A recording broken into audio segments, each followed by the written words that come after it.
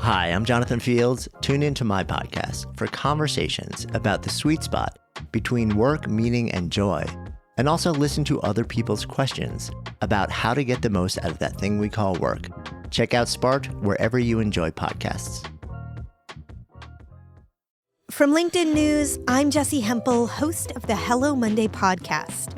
Start your week with the Hello Monday podcast. We'll navigate career pivots. We'll learn where happiness fits in. Listen to Hello Monday with me, Jessie Hempel, on the LinkedIn Podcast Network or wherever you get your podcasts.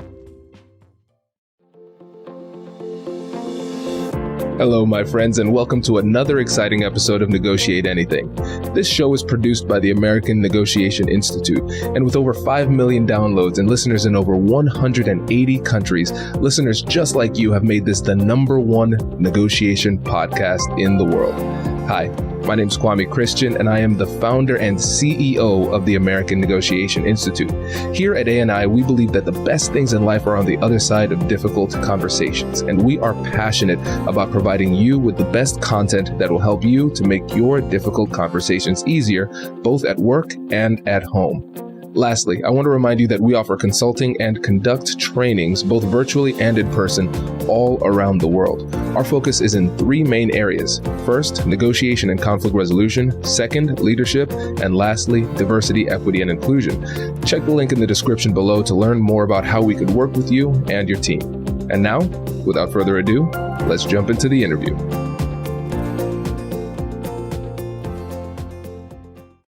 Scott, thanks for joining us today. Great to be here. Sunny outside and a hurricane approaching, but all smiles right now. Hey man, that's the vibe we want. The feeling good, even though bad times might come, you're still ready. So I like that. I like that.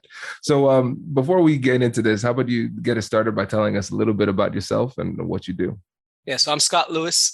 I'm the president and owner of Building Mavens, and Building Mavens is a multidisciplinary engineering firm that focuses on building assessments, and especially right now in Florida, there are new laws, milestone inspections, and structural integrity inspections that we're really focusing on. So personally, I have over 20 years experience as a structural engineer, and right now just focusing on serving the community in this new time. Very nice. Very nice. So listeners, before we jumped on the podcast, Scott and I were talking about the things that are really interesting to him. So actually, this is a cool behind the scenes. I don't think I've ever mentioned this to the listeners. Like the way that we do these episodes, people will list out what they want to talk about in general. But then once the interview comes up, I say, what are you really feeling? Like, what are you vibing on? And Scott said trigger points. And I was like, oh, that sounds cool.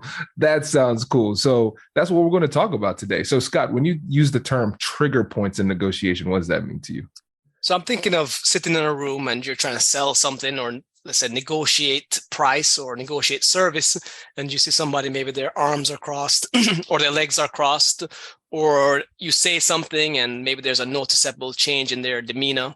And to me, that would be a trigger point that you either have to recognize and address, or it could be the opposite, that they're leaning into you, they're not in their head, and then you don't need to oversell or negotiate now because now you know that they're on the right track. So being able to notice those cues and essentially go with the emotional intelligence of the negotiation, I think is something important to me. Okay, yeah, let's dig into this, right? Because this is one of those things where we could get really deep really fast, which is, hey, I mean, that's how I like it. So let's go in. So let's peel back the layers.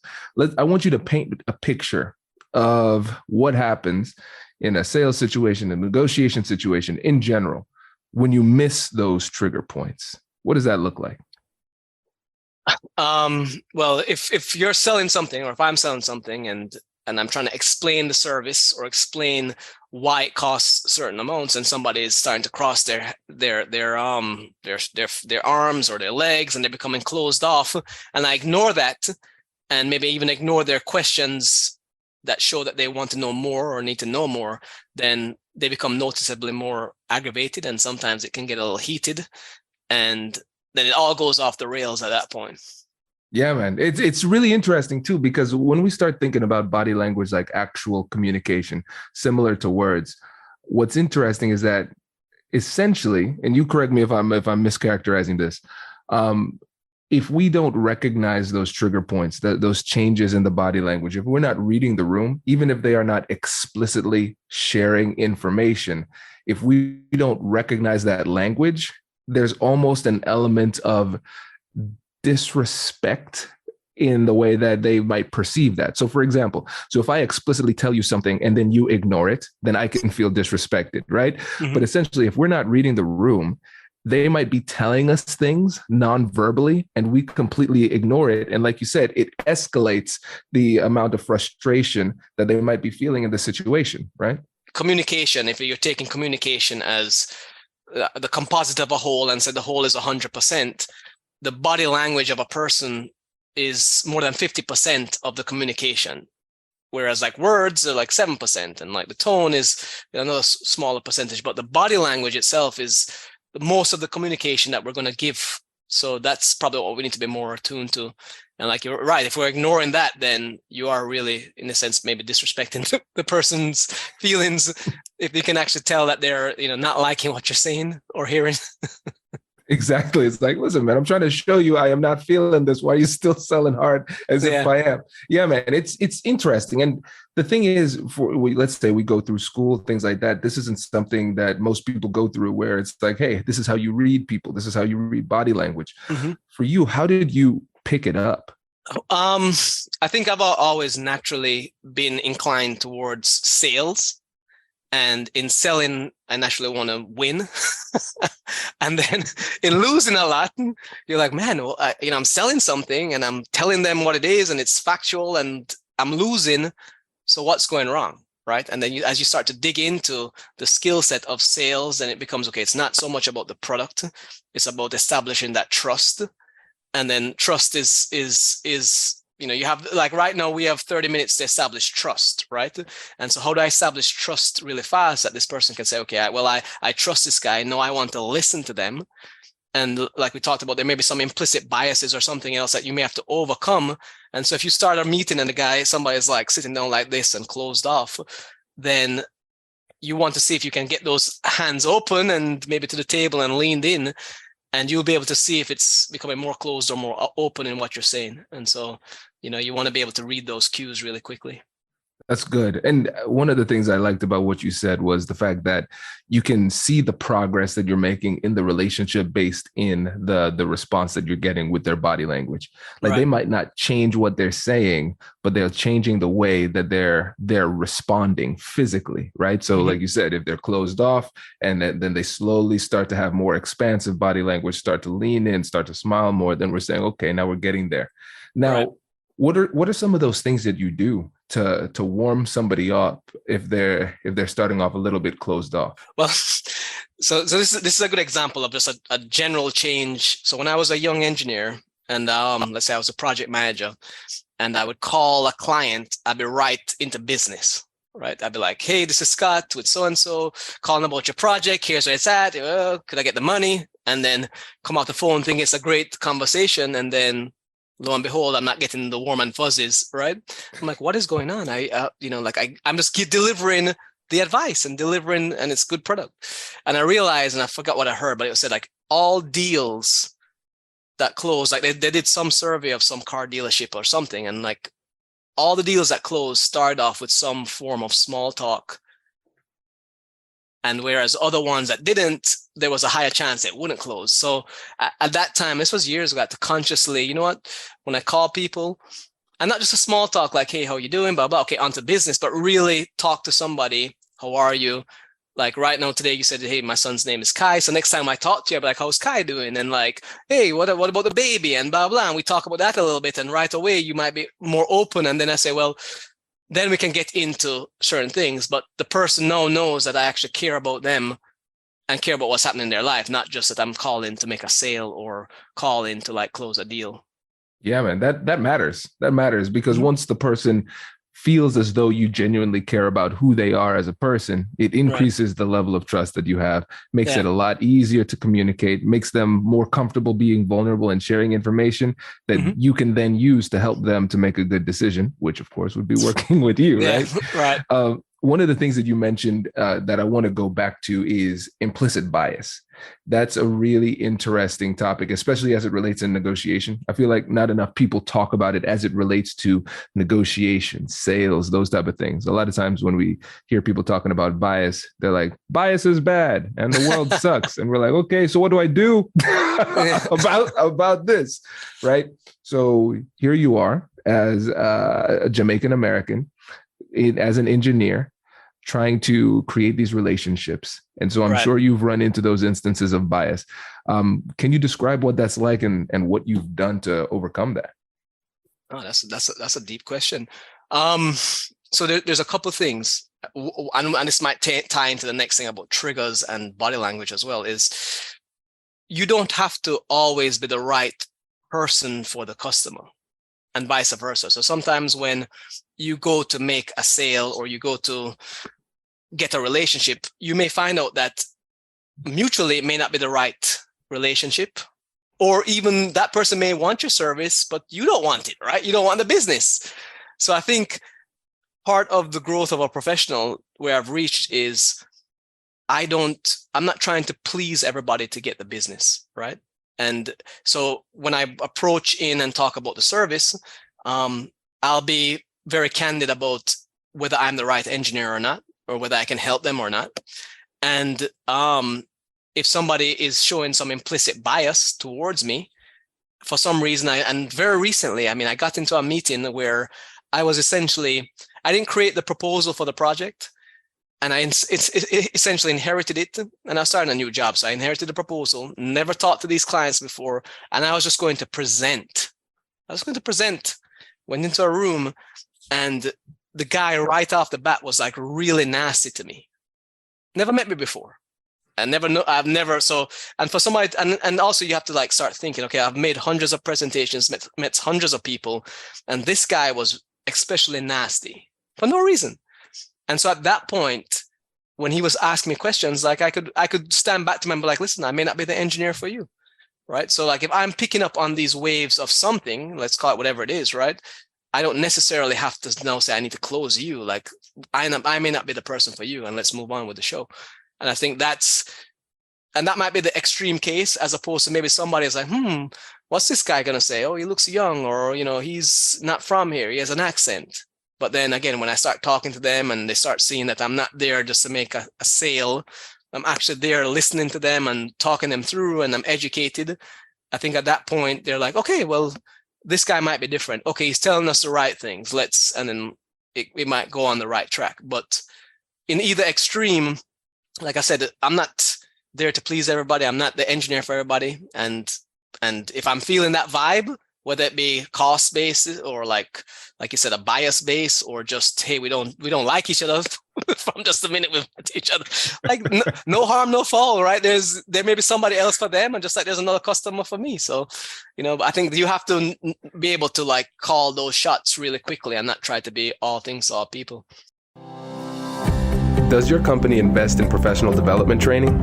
If you believe that your team would benefit from a negotiation workshop, all you need to do is go to our website, fill out the workshop request form, and then we'll set up a time to chat. These workshops are completely customizable, and we've done them all around the country. Negotiation and conflict resolution skills are beneficial across all professions, but they're especially useful in procurement, purchasing, sales, sourcing, and contract management. Our calendar is filling up quickly, and we even have some workshops scheduled for next year. If you think you might want one, I'd suggest reaching out soon so you don't miss out. Check out the link in the description to learn more, and we will be right back after this.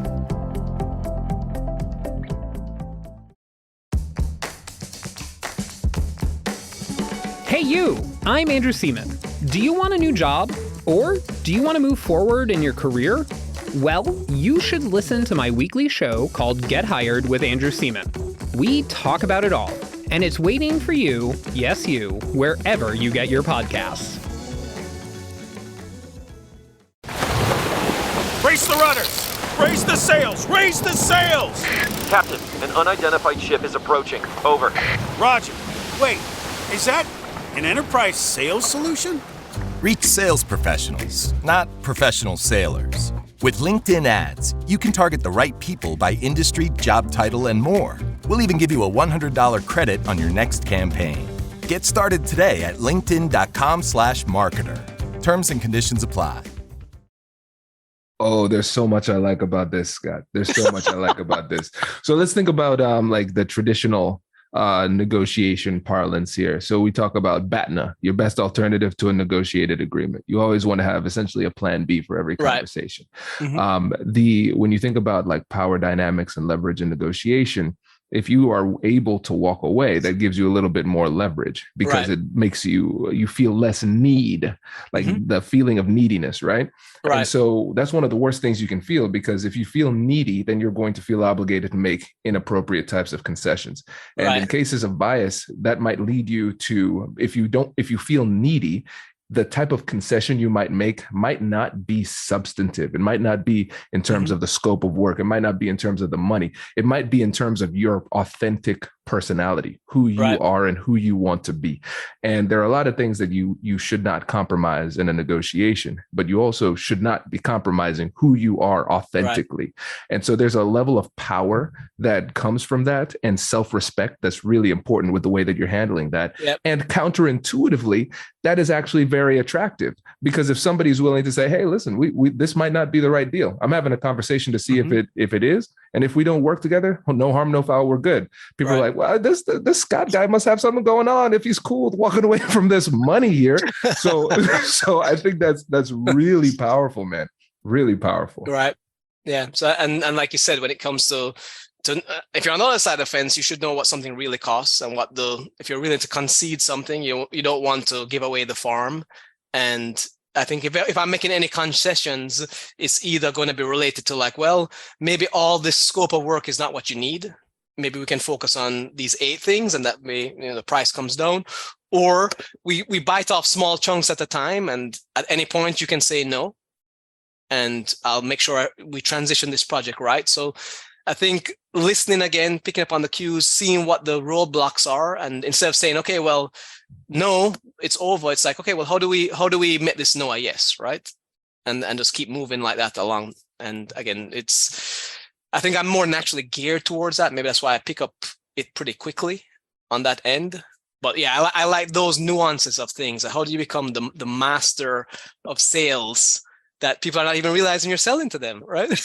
Exactly. I think when you're at your best, sales, persuasion, negotiation, it should be imperceptible. So you should be so authentic with the way that you're operating that it should not feel as though you're trying to push somebody in one way or another. I feel like once you start to feel as though you're pushing somebody, once people feel like that, it almost automatically triggers some resistance. It's like, I don't know where Scott's pushing me, but I don't want to go there. So that's a really important point. Something else that you mentioned that I think was interesting with that example that you gave, going back to the bias, is that you inherited the account from other people. I was doing a training just the other day, and somebody was like, we often find ourselves in a situation where I inherit a training, like an account from somebody else who got fired for a specific reason, and now that stain is upon me. And so we have to think about bias. Like, bias is general. Like this doesn't just apply to race, gender, class, that type of thing. No, bias is just a subconscious preference towards something, or a subconscious prejudice against something. And if you're associated with an account that was poorly managed before, I don't care who you are, there's going to be a bias against you. You got to work through it. Yeah, exactly. You never know what you're walking into sometimes. And that's why let's say the personable touch, like reading the room, let's talk about just life and how people are doing, and then we'll get into this stuff. Goes a long way, because that in essence can start breaking down some of that bias to start, and then you talk about business. Absolutely. Okay, so let's run a different scenario, Scott.